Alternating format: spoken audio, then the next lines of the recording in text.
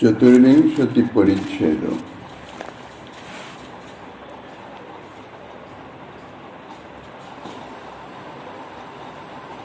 যথাস্থানে নারদ গেলা, ব্যাধ আইল ঘর, নারদীর উপদেশ করিল সকল। গ্রামে ধনী হইল ব্যাধ, বৈষ্ণব হইলার, গ্রামের লোক সব অন্ন আনি দিতে লাগিলা। একদিনে অন্ন আনে 10-20 জনে, দিনে তত লয় যত খায় 2 জনে। কলিযুগ পাবন অবতার পরম করুণাময় শ্রী গৌরাঙ্গ সুন্দরের পরম অন্তরঙ্গ প্রিয় পার্শ্বদবর্জ পূজ্যপাদ শ্রীকৃষ্ণদাস কবিরাজ গোস্বামী মহাশয় তাহার শ্রী চৈতন্য চরিতামৃত নামক শ্রী গ্রন্থের মধ্য লীলার চতুর্বিংশতি পরিচ্ছেদে সনাতন শিক্ষা প্রসঙ্গে আত্মারাম শ্লোকের ব্যাখ্যার মাধ্যমে শ্রীকৃষ্ণের গুণের যে মহিমা, শ্রীকৃষ্ণ কৃপা, ভক্ত কৃপা, ভক্তি কৃপার ফলে নিতান্ত পশু প্রবৃত্তি সম্পন্ন নিচু জাতি তারাও যে শ্রীকৃষ্ণ ভজনে রত হয়ে যান সমস্ত কিছু ছেড়ে দিয়ে, তাহার কথা বলে শ্রীমন মহাপ্রভু একটি সত্য ঘটনার কথা সনাতন গোস্বামীপাদকে বলছেন।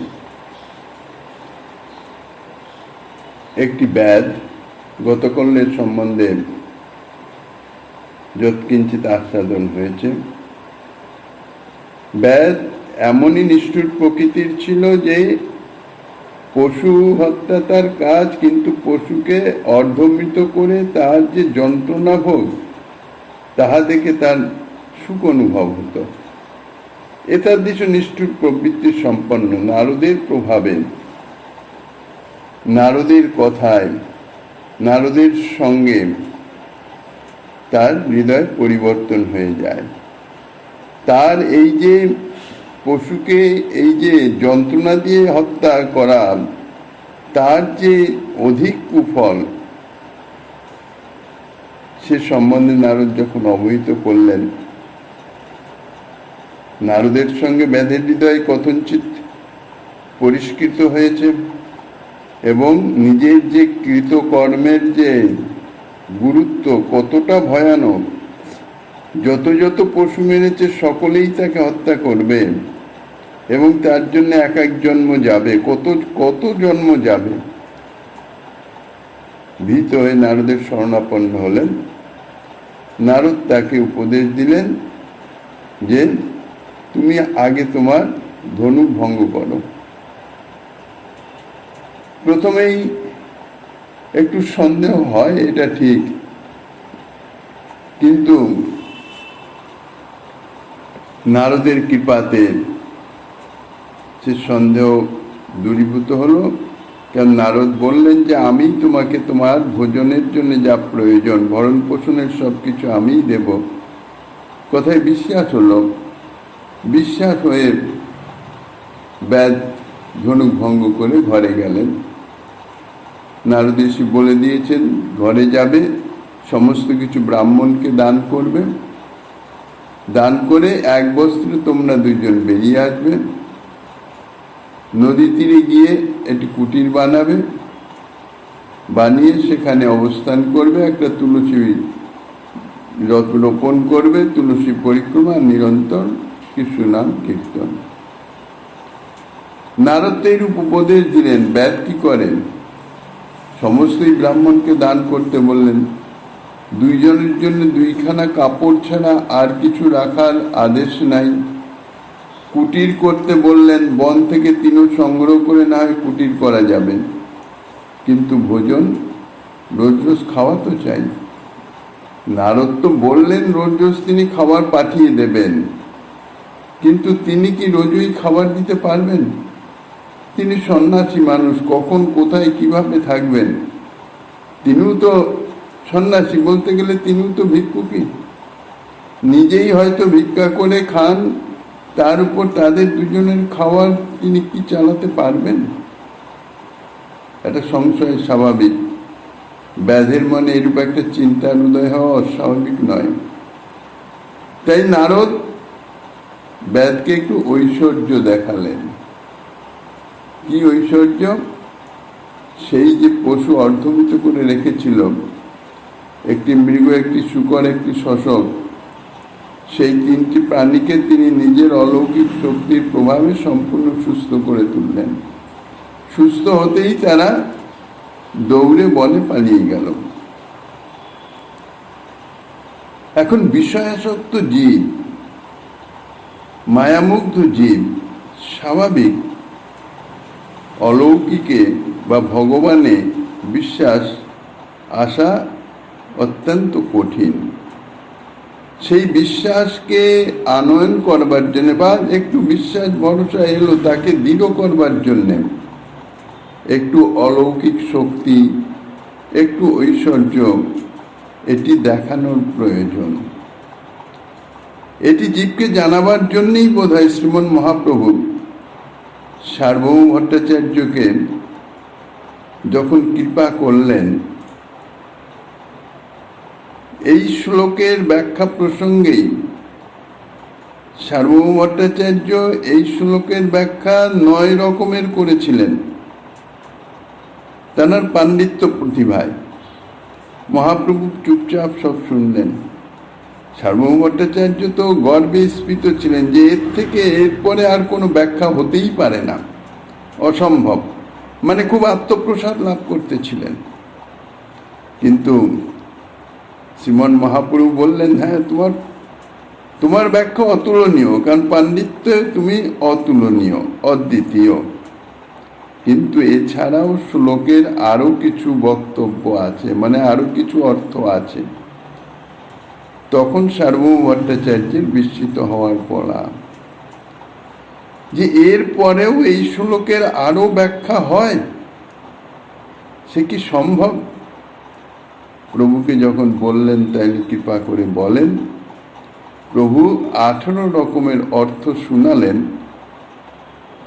যেটা সার্বভৌমের 9 রকমের অর্থের একটাকেও স্পর্শ করলেন না। নতুন আরো 18 রকমের অর্থ শুনালেন। সার্বভৌম ভট্টাচার্য বিস্মিত হয়ে গেলেন ঠিকই, যে পাণ্ডিত্য প্রতিভায় যতটা সম্ভব, অর্থাৎ মানুষের পক্ষে যতটা সম্ভব ততটা তো আমি ব্যাখ্যা করেছি, তাইলে এই মানুষের সম্ভব নেই, অলৌকিক, অমানসিক ঐশ্বর্য, নিশ্চয়ই এনার মধ্যে কোনো দিব্য শক্তি আছে। গোপীনাথাচার্য পূর্বেই শ্রীমন মহাপ্রভুকে ভগবান বলে সার্বভৌম ভট্টাচার্যের নিকট বলেছিলেন। তখন সার্বভৌম ভট্টাচার্য তাকে হেসে উড়িয়ে দিয়েছিলেন, বলতে গেলে আরো কিছু মানে নিন্দাসূচক বাক্যই বলেছিলেন, যার জন্য মুকুন্দ খুব দুঃখিত হয়েছিলেন। কিন্তু এখন সার্বভৌম ভট্টাচার্যের মনে বিশ্বাস হলো যে গোপীনাথ যে বলেছিল, তাহলে নিশ্চয়ই কিছু আছে। এই কিন্তু কিছুটা কতটা, গোপীনাথাচার্য বলছেন ভগবান, স্বয়ং ভগবান, এতটা সম্বন্ধে সার্বভৌম ভট্টাচার্যের এখনো ঠিক অতটা বিশ্বাস বা অতটা ভরসা আসে নাই। তবে হ্যাঁ, দিব্য, সাধারণ মানুষ নয়, কিছু এক শক্তি আছে, অলৌকিকত্ব আছে, এটাই। তখন মহাপ্রভু সার্বভৌম ভট্টাচার্যকে নিজের স্বরূপ দেখালেন, ষড়ভুজ রূপ দেখিলেন। প্রথমে চতুর্ভুজ, তারপর ষড়ভুজ, অর্থাৎ তিনি যে স্বয়ং ভগবান, সেটি যতক্ষণ সার্বভৌম ভট্টাচার্যকে না দেখিয়েছেন ততক্ষণ পর্যন্ত সার্বভৌম ভট্টাচার্য স্থির নিশ্চিত বিশ্বাস আনতে পারেন নাই। তাই জীবকে এটা জানাবার জন্য নারদ ঋষি তাই করলেন, ব্যাধকে প্রভাবিত করার জন্য। ব্যাধ তার উপদেশ মেনেছে ঠিকই, কিন্তু ততটা দৃঢ় বিশ্বাস সহকারে নয়, মনের মধ্যে কিছু সংশয় সেটা থেকেই যায়, কেননা মায়ামুগ্ধ জীব তো। সেই সংশয় দূর করবার জন্য অর্থাৎ তার শ্রী গুরুদেব নারদ ঋষি যে অলৌকিক শক্তি সম্পন্ন, যা আমাদের বুদ্ধিবৃত্তির অতীত, আমরা চিন্তা করেও পারবো না। অলৌকিক মানে আমাদের বুদ্ধির অতীত। কাজে তিনি যে নিত্য আমাদের খাবার পাঠাবেন বলছেন, অবশ্যই তিনি পাঠাতে পারবেন, সক্ষম তিনি। তাই অলৌকিক শক্তি দেখে বেদ চমৎকৃত হলো, আর তার বাক্যে অর্থাৎ নারদ ঋষির কথায়, উপদেশে বা বাক্যে বেদের আস্থা জন্মালো, পরিপূর্ণ ভরসা জন্মালো। যিনি মৃতপ্রায় জীবকে বাঁচিয়ে দিতে পারেন, বাঁচানো শুধু নয়, একেবারে সুস্থ করে দিতে পারেন। অশেষ যন্ত্রণাদায়ক বাণের আঘাতকে, সেই ক্ষতকে এক নিমেষে তিনি সুস্থ করে দিতে পারেন। এতাদৃশ যার অলৌকিক শক্তি, তিনি যে প্রতিদিন দুইজনের প্রয়োজনীয় অন্ন দিতে পারবেন, এ বিষয়ে কোনো সন্দেহের অবকাশ নাই। বেদ তখনই মানে একদম পরিপূর্ণ নিশ্চিত বিশ্বাস নিয়ে গুরুদেব শ্রী নারদকে নমস্কার করে তার উপদেশ কার্যে পরিণত করবার উদ্দেশ্যে গৃহে গেলেন। যথারীতি সমস্ত কিছু দান করে, কুটির নির্মাণ করে যখন স্বামী স্ত্রী গিয়ে বসলেন, এতাদৃশ পরিবর্তন এও কি সম্ভব? পশু হননকারী বেদ এক কথায় সমস্ত কিছু ত্যাগ করে, কার কথায় কি এটা গ্রামবাসী তারা তো জানে না, হঠাৎ এই জাতীয় পরিবর্তন যে সমস্ত কিছু দান করে দিয়ে একেবারে সাধু হয়ে গেছেন। কারণ বৈষ্ণব হয়ে গেছেন, বৈষ্ণবতা তার এই তুলসী রোপণ, তুলসী পরিক্রমা, আর মুখে কৃষ্ণ নাম কীর্তন, কাজে এটা তো সাধুরই কাজ। তাই গ্রামে অর্থাৎ খবরটি এবং অলৌকিক একটা সংবাদ, অসম্ভব সংবাদ, সঙ্গে সঙ্গে সারা গ্রামে ছড়িয়ে পড়ল যে বেদ বৈষ্ণব হয়েছে, বেদ সাধু হয়ে গেছে। এখন স্বাভাবিক সকলের মনে, সকলের চিত্তে একটা সেই বেদের প্রতি একটা শ্রদ্ধা এসে উপস্থিত হলো। সাধু সেবার একটা স্বাভাবিক, সাধারণ মায়ামুগ্ধ জীব, তারা নিজের দৈনন্দিন সুখভোগের নিমিত্ত নানাবিধ পাপ কার্য করে থাকে। সেই সমস্ত থেকে মুক্তি পাওয়ার জন্য তারা একটু ধর্মকর্ম ইত্যাদির সুযোগ পেলে তারা সঙ্গে সঙ্গে সেটাকে গ্রহণ করে। এখন সাধুর সেবা যদি একটু লাগতে পারি, তাহলে আমার পুণ্য হবে। এই জন্যে গ্রামবাসী যে হঠাৎ এরকম পরিবর্তন, বৈষ্ণব হয়ে গেছে, গ্রামের সংবাদ ছড়িয়ে গেছে, গ্রামের লোক সাধু সেবার নিমিত্ত, কারণ সমস্ত কিছু তো দান করে দিয়েছে, এদের তো খাওয়ার কিছু নাই। অন্নহীনকে অন্নদান করা কর্তব্য, কাজে গ্রামের লোক তাদের খাবার জন্য এবার অন্ন দিতে লাগলো। এখন সকলেই এই সুযোগটি নিতে চায় এই পুণ্য কাজে। তাই এক দিনে 10-20 জন অন্নহীন উপস্থিত। নারদ ঋষি তো আগেই বলে দিয়েছেন যে দেখো, তোমার যতটুক দুজনের প্রয়োজন তার চেয়ে 1 বিন্দু অতিরিক্ত গ্রহণ করবে না, অর্থাৎ সঞ্চয় করবে না।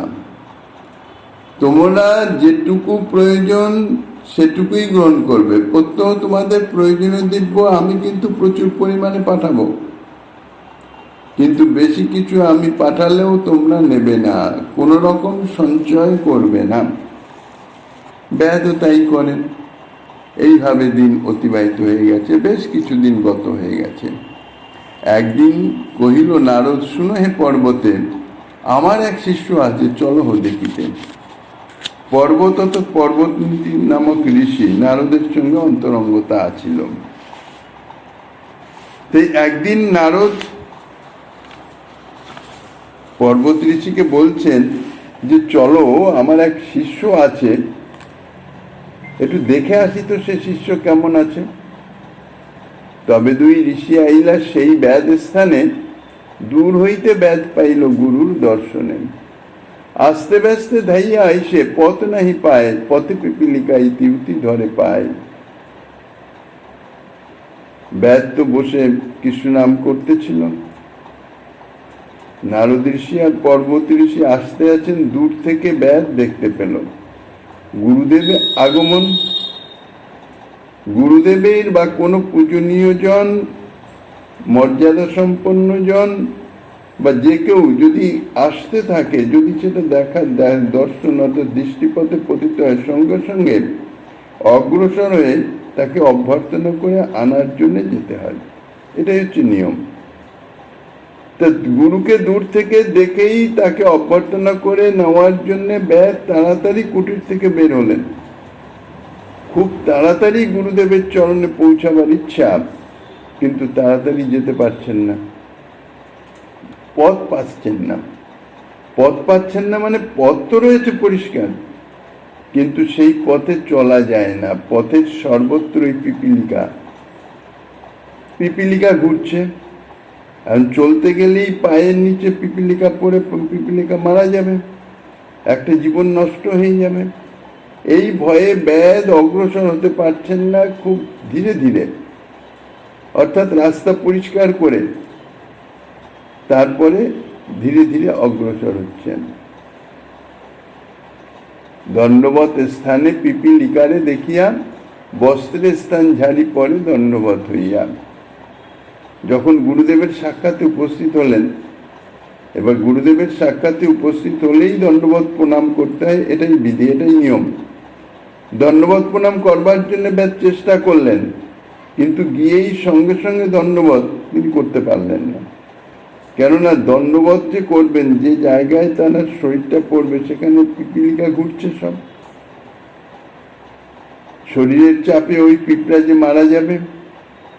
তাই ব্যাস নিজের পরনের কাপড় দিয়ে জায়গাটা ঝেড়ে পিঁপড়ে সরিয়ে দিয়ে তারপরে দণ্ডবত করলেন। নারদ কহে, ব্যাস এই না হয় আশ্চর্য, হরিভক্তে হিংসা শূন্য হয় সাধু বর্জ্য। নারদ ঋষি বলছেন যে এই ব্যাধের ব্যবসায়ী ছিল পশু হত্যা। আজ নাকি সেই ব্যাধ পিপিলিকা হত্যার ভয়ে পথ চলতে পারছে না, এমনকি গুরুকে সঙ্গে সঙ্গে দণ্ডবত করা সেটাও পারছেন না। ইহা সাধারণ লোকের পক্ষে একটা আশ্চর্যজনক হতে পারে, অবিশ্বাস্য হতে পারে, কিন্তু বাস্তবত আশ্চর্যজনক নয়। কেননা হরিভক্তি, ভক্তি মহারানীর কৃপা যার প্রতি বর্ষিত হয়েছে, সেই হরিভক্তির এমনই প্রভাব যে পশু হত্যাকারী, পশু অনুন্নত ব্যাধ তার কৃপায় হিংসা শূন্য হয়ে যায় এবং সাধুদিগের মধ্যে শ্রেষ্ঠ স্থান লাভ করতে পারে। কেননা যারা হরি ভক্ত, ভক্তি মহারানীর কৃপা প্রাপ্ত যারা, তারা সাধুবর্জ্য হয়ে যান, সাধুদিগেরও বরণী হয়ে যান, সাধুদিগের মধ্যে সর্বশ্রেষ্ঠ হয়ে যান। দৃষ্টান্ত দিচ্ছেন স্কন্দ পুরাণের একটি শ্লোকের উদ্ধৃতি দিয়ে, এতে ন যদ্ভূতা ব্যাধ তবাহিংসাদয় গুণাহা হরিভক্ত প্রবৃত্তা এ ন তেষু পরতাপিন। অর্থাৎ ব্যাধের এই যে আচরণ, এটা অদ্ভুত নয়, আশ্চর্য নয়। হরিভক্তিরই ইহা মহিমা। হরিভক্তি যিনি লাভ করেছেন তাদৃশ ভক্ত মাধ্যমে কখনো কেউ কোনো কষ্ট পেতে পারে না। অর্থাৎ হরিভক্ত কখনো কারো কষ্টের কারণ হতে পারে না। তবে সেই ব্যাধদোহা অঙ্গনে আনিল, কুশাসন আনি দোহা ভক্তে বসাইল। জল আনি ভক্তে দোহার পাদ প্রক্ষালিল, সেই জলের স্ত্রী পুরুষে পিয়া শিরে নিল। দুইজনকে অর্থাৎ নারদ ঋষি এবং পর্বত ঋষিকে নিজের গৃহে অঙ্গনে নিয়ে আসলেন, আসন প্রদান করলেন, পাদ্য অর্থাৎ চরণ ধৌত করলেন, চরণ ধৌত করে চরণামৃত গ্রহণ করলেন। কম্প পুলকাশ্রু হয় কৃষ্ণ গুণ গাইয়া, ঊর্ধ্ববাহু নৃত্য করে বস্ত্র উঘাড়িয়া। শ্রী গুরুদেবের দর্শনে এবং ভক্তের দর্শনে, ভক্ত অর্থাৎ পর্বত ঋষি, গুরু বৈষ্ণবের একত্র দর্শন, দুজনেই সমান, এবং সেই সঙ্গে সঙ্গে গুরু বৈষ্ণবের উভয়ের পাদতক গ্রহণ। চরণামৃতের বিশেষ মহিমা তো। বৈষ্ণব বেদ এবং তাহার স্ত্রীর মুখে নিরন্তর কৃষ্ণ নাম, ইহাই তাহাদের ভজন ছিল। সেই কৃষ্ণ নাম, কৃষ্ণ গুণ আরো দৃঢ়ভাবে চিত্তে স্ফুরিত প্রকাশিত হল, এবং তার ফলে কি হলো? চিত্তে কৃষ্ণ প্রেম উদিত হল। প্রেমের সঙ্গে তারা কৃষ্ণগুণ কীর্তন করতে লাগলেন। অর্থাৎ তাহাদের প্রেম যে তাহাদের হৃদয়ে প্রকাশিত হয়েছে, তার বহিঃপ্রকাশ সাত্ত্বিক বিকার, অশ্রুকম্প পুলক আদি সাত্ত্বিক ভাবের উদয় হল, উদ্ভাসর অনুভাবেরও বিকাশ হল। তাহারা আনন্দে বস্ত্র উড়িয়ে ঊর্ধ্ববাহু হয়ে নৃত্য করতে লাগলেন। এমন আনন্দে দেখিয়া ব্যাধের প্রেম পর্বত মহামুনি নারদেরে কহে, তুমি হও স্পর্শমণি। এই জাতীয় যে ব্যাধের প্রেম, যে নাকি পূর্বে ব্যাধ ছিল, তার এইরূপ অপূর্ব প্রেম, পর্বত ঋষি অত্যন্ত আনন্দিত হলেন। তিনি নারদকে বললেন, নারদ, তুমি নিশ্চয়ই স্পর্শমণি, অর্থাৎ লোহাকে যে সোনা করে দিতে পারে স্পর্শের মাধ্যমে, নচেত এই ব্যাধরূপ লোহাকে প্রেমিক ভক্তরূপ সোনায় পরিণত করলে কি করে? তুমি নিশ্চয়ই স্পর্শমণি। স্কন্দ পুরাণ থেকে একটি শ্লোকের উদ্ধৃতি দিচ্ছেন, অহো ধন্য অসি দেবর্ষি কৃপয়া যশ তৎসনাৎ নিচ অপুৎপুলক লেভে লুব্ধক রতিমচ্যুতে। হে মহর্ষি, আপনি ধন্য, যেহেতু আপনার কৃপায় অতি নিচু জাতি ব্যাধ কৃপা প্রাপ্তি মাত্রেই পুলকান্বিত কলেবর হয়ে শ্রীকৃষ্ণকে রতি লাভ করেছেন। অর্থাৎ স্পর্শমণির ন্যায় নারদের অনির্বচনীয় শক্তির পরিচয় হচ্ছে এই শ্লোক। নারদ কহে, বৈষ্ণব তোমার অন্য কিছু আয়? ব্যাদ কহে, যারে পাঠাও সেই দিয়া যায়। নারদ জিজ্ঞাসা করছেন ব্যাদকে, এখন সম্বোধন করছেন বৈষ্ণব বলেন, তোমার অন্ন আসে ঠিক মতো? ব্যাদ বলছে, আপনি যাকে পাঠান সেই দিয়ে যায়। তবে একটা নিবেদনেই, এত অন্ন না পাঠাও, কিছু কার্য নাই, সবে দুইজনার যোগ্য ভক্ষ মাত্র চাই। এত অন্ন অর্থাৎ এত ভোজন আপনি কৃপা করে পাঠাবেন না, শুধু দুইজনের মতো পাঠালেই আমরা তৃপ্ত সন্তুষ্ট। নারদকে ওইছে রহ, তুমি ভাগ্যবান, এত বলি দুইজনে কইলা অন্তর্ধান। নারদ বলছেন, ঠিক আছে, এইভাবেই ভোজন করতে থাকো। এই বলেই দুজনে অন্তর্হিত হয়ে গেলেন। এই তো কহিল তোমায় ব্যাধের আখ্যান, যা শুনিলে হয় সাধু সঙ্গ প্রভাব জ্ঞান। প্রভু সনাতন গোস্বামী পাদকে বলছেন, এই তোমাকে ব্যাধের যে কাহিনী বললাম, যা শ্রবণ করলে সাধুসঙ্গের যে মহিমা, সাধুসঙ্গের মহিমায় যে কি জাতীয় পরিবর্তন হতে পারে সে সম্বন্ধে জ্ঞান লাভ হয়। এই আর 3 অর্থ গণনাতে পাইল, এই 2 মিলিত 26 অর্থ হইল। আর অর্থ শুনো, যাহা অর্থের ভাণ্ডার, স্থূলে 2 অর্থ, সূক্ষ্মে 32 প্রকার। এরপরে আত্মা শব্দের ভগবান অর্থ ধরে আরো নতুন অর্থ করছেন। এই নতুন অর্থের সাধারণ রূপে 2 রকমের অর্থ বলে মনে হয়, কিন্তু বিশেষ রূপে যদি বিচার করা যায় তাহলে এর মধ্যে থেকে 32 রকমের অর্থ প্রকাশিত হয়, যে এটা হচ্ছে অর্থের ভাণ্ডার। অর্থের মধ্যে অনেক রকম অর্থ আছে। সাধারণ রূপে অর্থাৎ স্থূল দৃষ্টিতে 2 রকমের অর্থ, কিন্তু সূক্ষ্ম রূপে অর্থাৎ বিশেষ রূপে যদি বিচার করা যায় তাহলে দেখা যাবে যে ভিতরে 32 রকমের অর্থ আছে। আর এই 32 রকমের অর্থের মধ্যেও আবার অনন্ত রকমের অর্থ নিহিত আছে। এই জন্যেই এখন যে অর্থ বলতে যাচ্ছেন মহাপ্রভু, তাহাকে বলেছেন অর্থের ভাণ্ডার। আত্মা শব্দে কহে সর্ববিধ ভগবান, এক স্বয়ং ভগবান আর ভগবান আখ্যান। আত্মা শব্দের যে একটা অর্থ হচ্ছে ভগবান, সেই ভগবান অর্থ ধরে বলছেন সর্ববিধ ভগবান, অর্থাৎ স্বয়ং ভগবান শ্রীকৃষ্ণ। এবং স্বয়ং ভগবান ব্যতীত অন্যান্য ভগবান যথা রামচন্দ্রাদি ভগবৎ স্বরূপগণ, অনন্ত কোটি ভগবৎ স্বরূপ বিরাজমান আছেন, তারা সকলেই ভগবান, যাদের ভগবত্তা শ্রীকৃষ্ণের ভগবত্তার উপর নির্ভর করে। যাহাদের ভগবত্তা স্বয়ং ভগবান শ্রীকৃষ্ণের ভগবত্তার উপর নির্ভর করে, তাহাদিগকেও ভগবান বলেন। সেই তাহারা তাতে যেই রমে সেই সব আত্মারাম, বিধিভক্ত রাগ ভক্ত দুই বিধ নাম। অর্থাৎ সেই সমস্ত ভগবানগণে স্বয়ং ভগবান শ্রীকৃষ্ণের এবং রামচন্দ্র আদি আরো অন্যান্য যে ভগবৎ স্বরূপ আছেন, অনন্ত ভগবৎ স্বরূপ, সেই সমস্ত ভগবৎ স্বরূপে রাম, নৃসিংহ, মৎস্য, কুর্ম, বরাহ ইত্যাদি সমস্ত ভগবৎ স্বরূপেরই উপাসক আছেন, আলাদা আলাদা ভিন্ন ভিন্ন।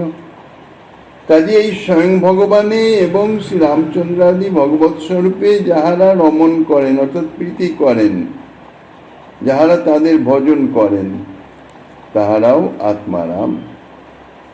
এই যে আত্মারাম, এই যে ভক্তগণ, বাহ্যিক দৃষ্টি তাদের স্বাভাবিকভাবে আর দুই রকম ভাবে ভক্তি করেন। এক হচ্ছে বিধি ভক্তি, বিধিভক্ত, আর রাগানুগা ভক্তি যারা করেন তারা রাগানুগীয় ভক্ত। যাহারা বিধিমার্গে ভজন করেন, ভগবত ভজন করেন, তাহারা বিধিভক্ত, আর যাহারা রাগানুগা মার্গে ভগবত ভজন করেন তাহারা রাগানুগীয় ভক্ত। রাগ ভক্ত, রাগ ভক্ত মানে রাগানুগীয় মার্গে যারা ভজন করেন। দুইবিধ ভক্ত হয় চারি চারি প্রকার, পারিষদ, সাধন সিদ্ধ, সাধকগণ আর যাতায়াত রতিভেদে সাধক দুই ভেদ, বিধিরাগ মার্গে চারি চারি অষ্টভেদ। আর এই দুই রকমের যে ভক্ত, এই দুই রকমের ভক্ত আবার চার রকমের আছে। বিধিভক্ত 4 রকমের, রাগ ভক্ত 4 রকমের। প্রত্যেক রকম ভক্তের যে 4 রকম ভেদ তা বলছেন। 4 রকম ভেদ কি? এক হচ্ছে পারিষদ, এক হচ্ছে সাধন সিদ্ধ, এক হচ্ছে জাতরতি সাধক, আর হচ্ছে অজাতরতি সাধক।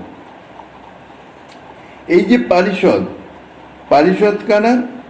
যারা নিত্য সিদ্ধ জীব, তারা হচ্ছেন পারিষদ। অনাদিকাল থেকেই তারা মায়ের শ্রীকৃষ্ণ উন্মুখ, শ্রীকৃষ্ণ সেবায় রত, শ্রীকৃষ্ণ পারিষদ রূপে তাহারা শ্রীকৃষ্ণ সেবায় রত আছেন, তাহারা সব পারিষদ। যারা বিধি ভক্তির মাধ্যমে শ্রীকৃষ্ণ সেবা করছেন তারাও পারিষদ, আর যারা রাগানুগ ভক্তি মার্গের সেবা করছেন পারিষদ। কিন্তু এনারা অনাদিকাল থেকেই সেবায় নিযুক্ত, নিত্য পার্ষদ, নিত্য মুক্ত, তারা নিত্য সিদ্ধ পরিষদ। আর যারা সাধনে সিদ্ধ হয়ে পরিকরত্ব লাভ করেছেন তারাও পারিষদত্ব প্রাপ্ত হয়েছেন। তারা জীব তত্ত্ব থেকে সাধন করে এই অনাদি বহির্মুখতা দূরীভূত করে প্রেম প্রাপ্ত হয়ে শ্রীকৃষ্ণ ভজনে রত হয়ে তাহারা পারিষদত্ব প্রাপ্ত হয়েছেন। তাহাদের বলা হচ্ছে সাধন সিদ্ধ পারিষদ। যাহারা সাধন করতে করতে রতি বা প্রেমাঙ্কুর পর্যন্ত লাভ করেছেন, প্রেম পর্যন্ত তখনও পান নাই, প্রেমের পূর্ব স্তর রতি স্তর পৌঁছাইছেন, তাহারা হচ্ছে জাতরতি সাধক। তাহারা সাধক ভক্ত, জাতরতি সাধক, অর্থাৎ রতি প্রাপ্ত হয়েছেন, রতি স্তরে উঠেছেন। আর যাহারা এখনো রতি স্তরে উঠতে পারেন নাই, হয়তো অনর্থই নিবৃত্তি হয় নাই, বা অনর্থ নিবৃত্তি হলেও নিষ্ঠা রুচি আসক্তির স্তরেই আছেন। অর্থাৎ রতি জাত হয় নাই যাহাদের, তাহারা হচ্ছে অজাত রতি সাধক।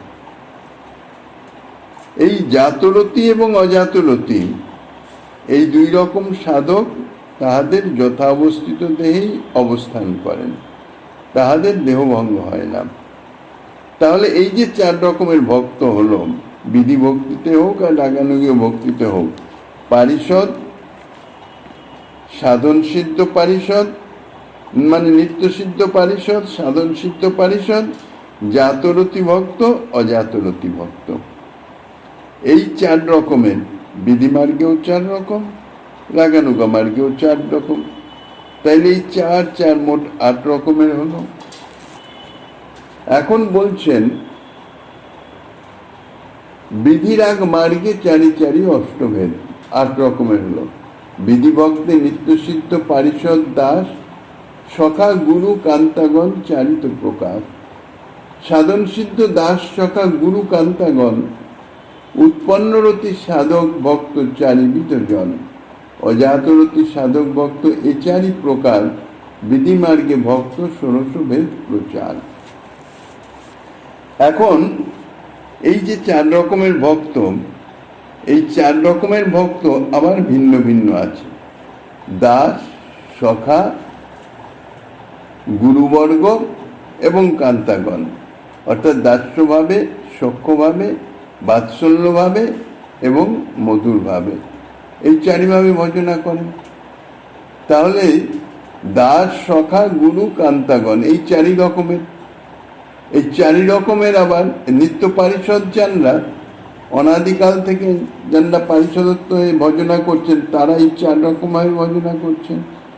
তাহলে নিত্য সিদ্ধ দাস যেমন হনুমান আদি, শ্রী জয় বিজয় আদি, এরা সকলেই নিত্য সিদ্ধ দাস ভক্ত। নিত্য সিদ্ধ সখা আছেন, শ্রী বিভীষণ, সুগ্রীব, এরা সকলে নিত্য সিদ্ধ সখা। নিত্য সিদ্ধ গুরুবর্গ আছেন, নিত্য সিদ্ধ যে মানে কান্তাগণ, নিত্য সিদ্ধ গুরুবর্গ পিতামাতা ইত্যাদি, যেমন বশিষ্ঠ দেব গুরু, কৌশল্যা, দশরথ ইত্যাদি মাতা পিতা, এই গুরুস্থানীয় সব আছেন। আর নিত্য সিদ্ধ কান্তাগণ শ্রী লক্ষ্মী আদি, শ্রী সীতা ইত্যাদি। তাহলে এইরূপে বিধি ভক্তির সাধন সিদ্ধ অর্থাৎ নিত্য সিদ্ধ যে ভক্ত, এরকম 4 রকম আছে। সাধন সিদ্ধ যে পার্ষদ, তাদের মধ্যে ওই 4 রকমের আছে। অর্থাৎ সাধন সিদ্ধ ভক্তদের মধ্যেও নিত্য সিদ্ধ দাসগণের আনুগত্যে যারা দাস্যভাবের সাধন করছেন, কেউ নিত্য সিদ্ধ সখাগণের আনুগত্যে সখ্যভাবের সাধন করছেন, নিত্য সিদ্ধ পিতামাতার আনুগত্যে বাৎসল্যভাবে সাধন করছেন, করে সিদ্ধত্ব প্রাপ্ত হয়েছেন, আর কি পার্শ্বদত্ব প্রাপ্ত হয়েছেন। কেউ বা নিত্য সিদ্ধ ভগবত কান্তাদির আনুগত্যে মধুরভাবে সাধন করে পার্শ্বদত্ত প্রাপ্ত হয়েছেন। তাহলে এই সাধন সিদ্ধ পারিষদ, এই সাধন সিদ্ধ ভক্ত, এদের মধ্যে 4 রকমের। এবার বিধি ভক্তির মধ্যে জাতরতি ভক্ত জানলাম, তাদেরও তো ভজনের এই 4 রকমের ভেদ আছে। 4 রকমের ভেদে তাহারা 4 রকমের জাতরতি হচ্ছেন। আর অজাতরতি সাধক যারা, তারাও এই 4 রকমেরই অজাতরতি হচ্ছেন। তাহলে এই 4 রকমের, প্রত্যেক রকমের 4 প্রকার করে মোট 16 রকমের ভক্ত হলেন। ইহারা সকলেই আত্মারাম। কাজেই ইহারাই হচ্ছে 16 আত্মারাম। এখন বিধিমার্গের এই 16 জন হলো, তাহলে রাগমার্গেও ঠিক এইরকম ভাবে আরো 16 রকমের হবে, 16 জন হবে। রাগমার্গে ঐচ্ছ ভক্ত 16 বিভেদ, 2 মার্গে আত্মারাম 32 বিভেদ। তাহলে 2 মার্গে অর্থাৎ বিধিমার্গে এবং রাগমার্গে 2 রকমের, রাগমার্গের 16 রকমের, বিধিমার্গের 16 রকমের, মোট 32 রকমের আত্মারাম হলেন। এই 32 রকমের আত্মারাম, আত্মারাম শব্দের স্থলে এই 32 রকম অর্থ যদি পৃথক পৃথকভাবে বসানো হয়, তাহলে শ্লোকটির 32 রকমের অর্থ পাওয়া যাবে। বিধিভক্তির প্রকারণে বলা হয়েছে যে শাস্ত্র শাসনের ভয়ে নারক যন্ত্রণা আদি থেকে উদ্ধার পাওয়ার উদ্দেশ্যে যারা ভজনে প্রবৃত্ত হন, তাহারা হচ্ছেন বিধিমার্গের ভক্ত। আর যাহারা ভজনে প্রবৃত্ত হয়েছেন, অথচ যাহাদের এখনো পর্যন্ত প্রেমাঙ্কুর লাভ হয় নাই, সেই অজাতরতি সাধকগণকে বিধিভক্ত বলা যায়। কিন্তু যারা জাতরতি, তাহাদের চিত্তে শাস্ত্র শাসনের বা নরক যন্ত্রণার ভয় না থাকারই কথা, কেননা তারা রতি স্তরে পৌঁছে গেছেন।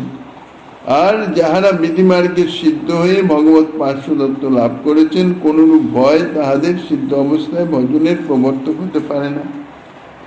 তথাপি অর্থাৎ যাদের বিধিমার্গের জাতরতি ভক্ত, বিধিমার্গের সাধন সিদ্ধ ভক্ত, এদের সকলে বিধিমার্গের ভক্ত কেন বলা হচ্ছে? বিধিমার্গের ভক্তের যে মূল সংজ্ঞা, তা হচ্ছে শাস্ত্র শাসনের ভয়ে শ্রীকৃষ্ণ ভজনে যাহারা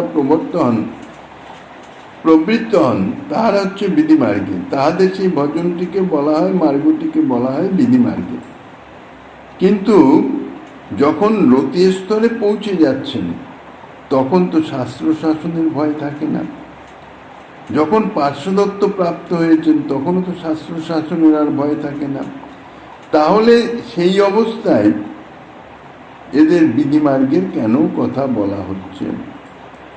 ভজন প্রভাবে সেই ভয়টি অন্তর্হিত হয়ে গেলেও ভগবানের যে মহিমা জ্ঞান, সেই মহিমা জ্ঞান অন্তর্হিত না হওয়াতে বিধিমার্গের ভক্ত তাহাদিগকে বলা হচ্ছে।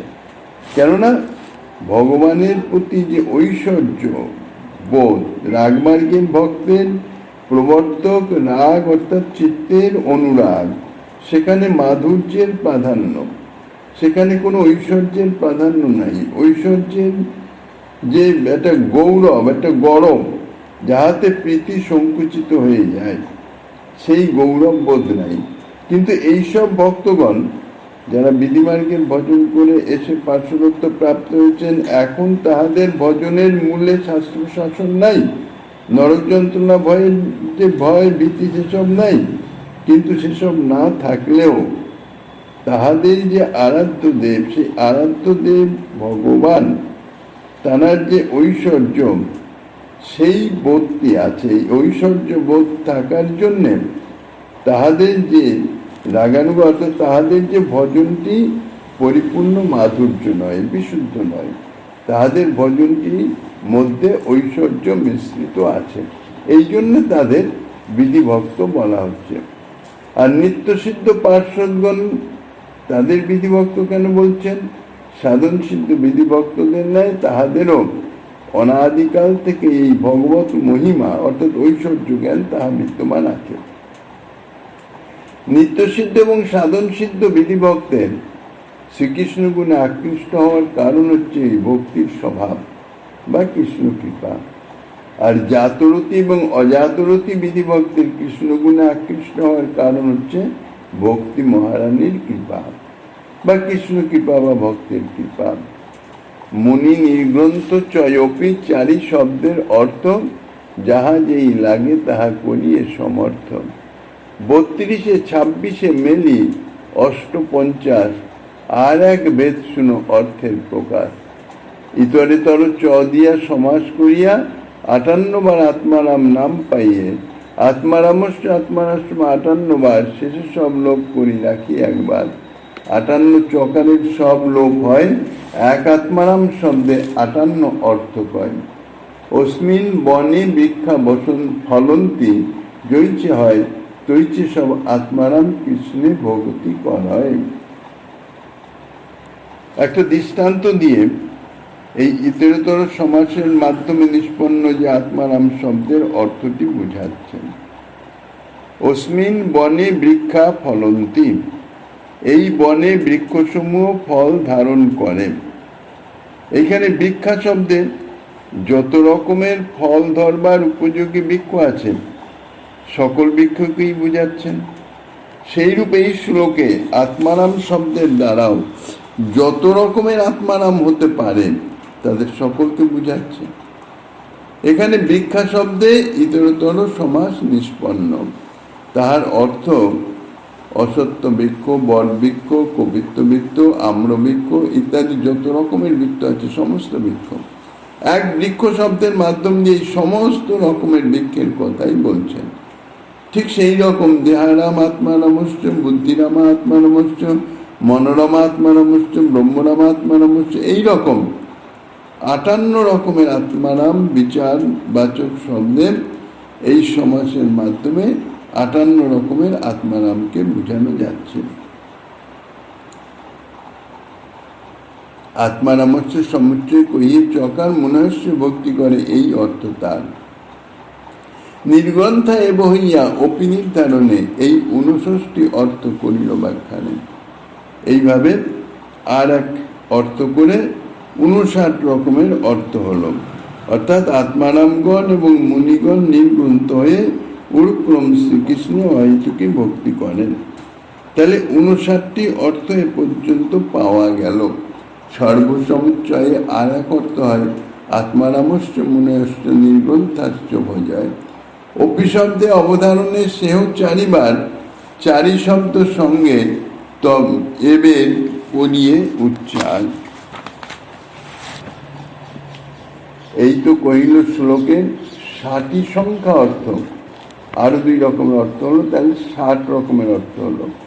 আর এক অর্থ শুনে প্রমাণে সমর্থ। আত্মা শব্দে কহে ক্ষেত্রজ্ঞ জীব ও লক্ষণ, ব্রহ্মাদি কীট পর্যন্ত তার শক্তিতে গণন। এইবার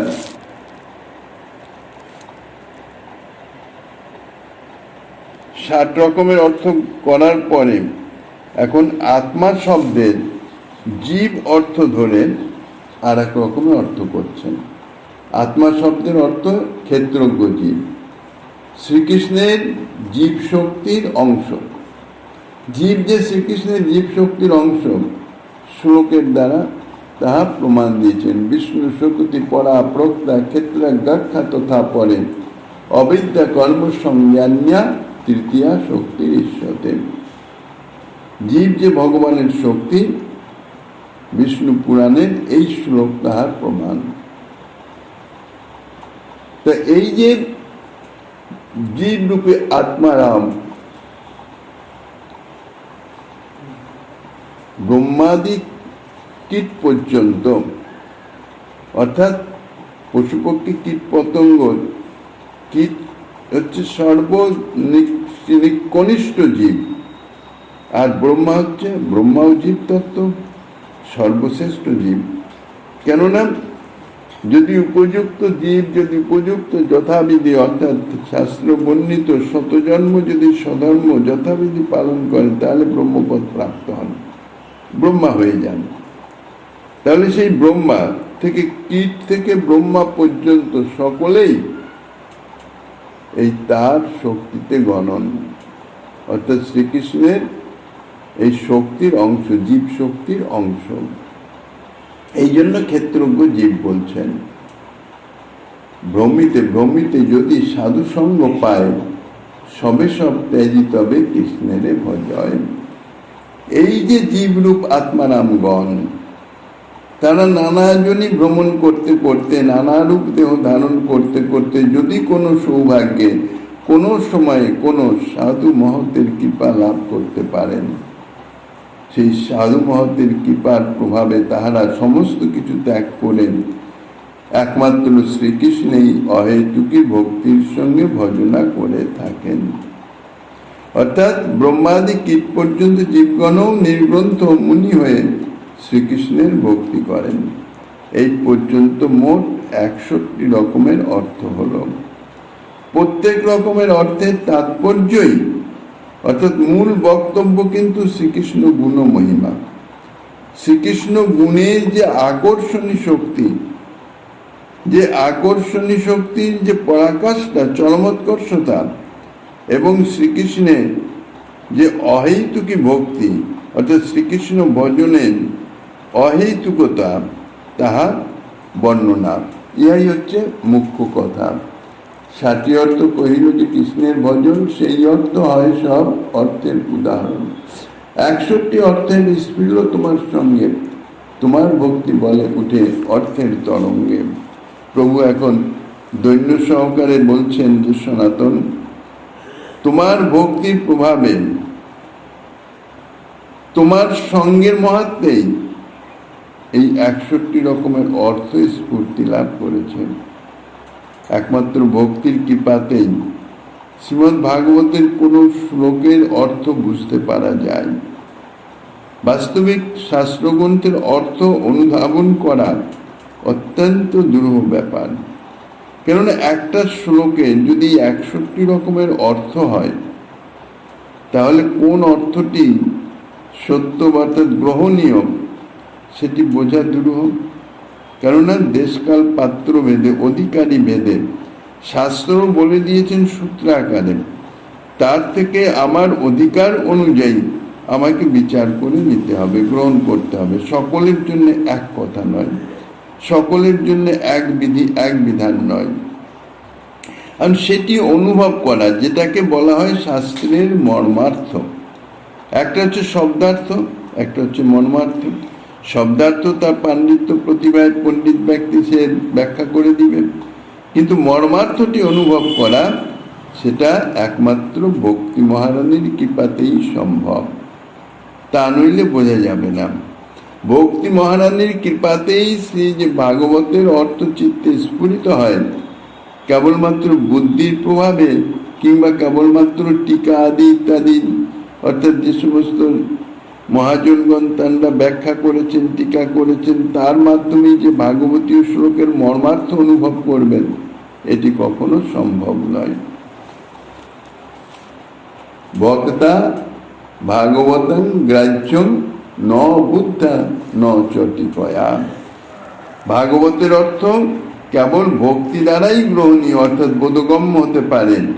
বুদ্ধি দ্বারা কিংবা টিকা ইত্যাদির দ্বারা ইহার অর্থ বোধগম্য হয় না। অর্থ শুনি সনাতন বিস্মিত হইয়া মহাপ্রভুরে স্তুতি করে চরণে ধরিয়া। সাক্ষাৎ ঈশ্বর তুমি ব্রজেন্দ্র নন্দন, তোমার নিঃশ্বাসে সব বেদ প্রবর্তন। তুমি বক্তা ভাগবতের, তুমি জানো অর্থ, তোমাবিনু অন্য জানিতে নাহিক সমর্থ।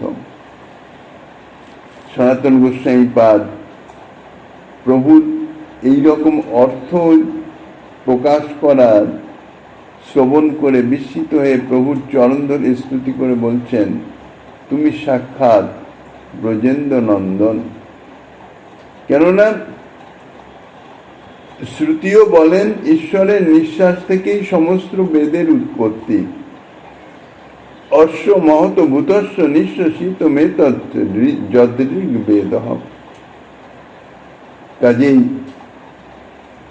সাক্ষাৎ ঈশ্বর তুমি, তোমার নিঃশ্বাসেই সমস্ত শাস্ত্রের প্রকাশ।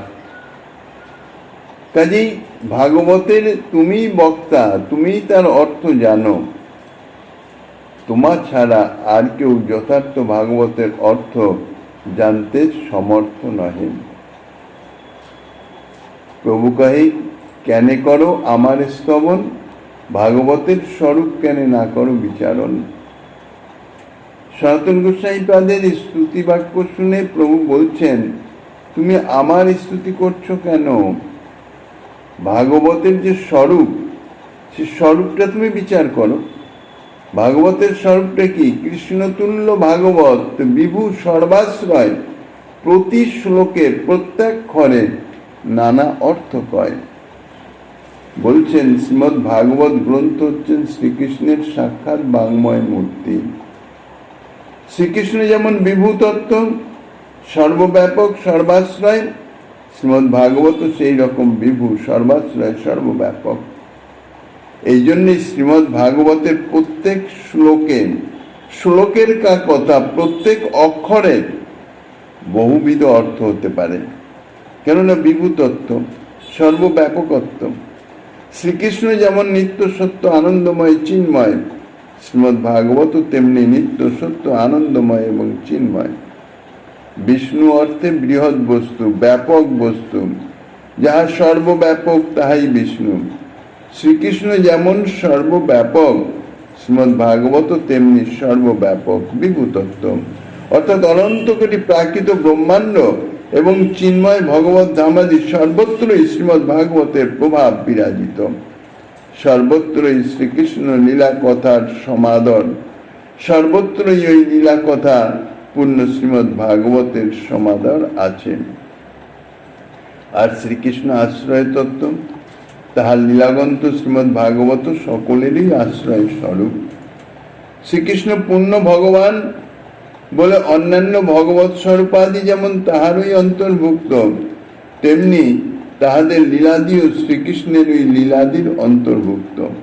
বিশেষত শ্রীকৃষ্ণকে আশ্রয় করেই যখন অন্যান্য ভগবৎ স্বরূপ নিজ নিজ লীলা প্রকাশ করে থাকেন, তখন তাহাদের এবং তাহাদের লীলার আশ্রয়ও শ্রীকৃষ্ণ লীলাগ্রন্থ শ্রীমৎ ভাগবতই।